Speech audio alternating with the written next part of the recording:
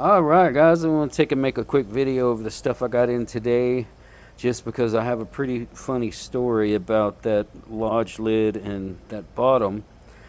I've picked up a Renfro lid from a buddy of mine in San Angelo. He went and picked it up for me.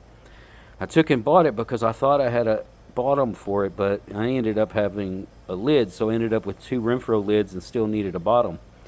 Well, I went on Goodwill auctions, and I saw that lodge. I always look for the camp ovens because those usually do pretty good when I restore those, and it just looked weird, and I thought at first maybe they put the lid on top of a import, but then I looked close at the handles, and I was like, wait a second, that looks like a Renfro.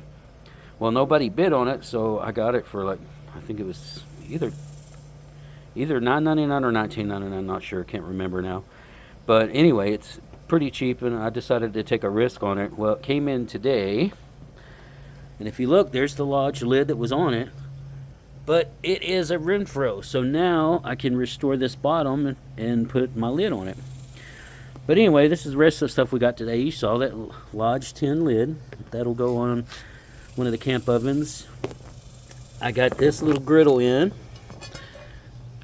This one come in a lot of just a whole bunch of stuff. Pretty cool though.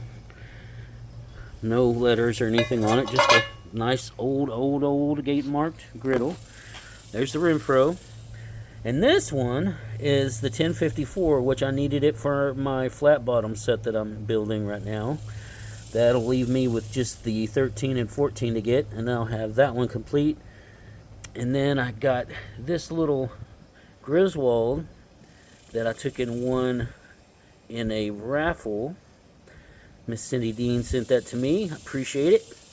And then I got these two Pigeon Forge, the old mill ashtrays, old BSRs. So it was a pretty good day. Got some little stuff in, got a piece from my collection. But I just wanted to tell the story about that Dutch oven. So y'all have a great weekend.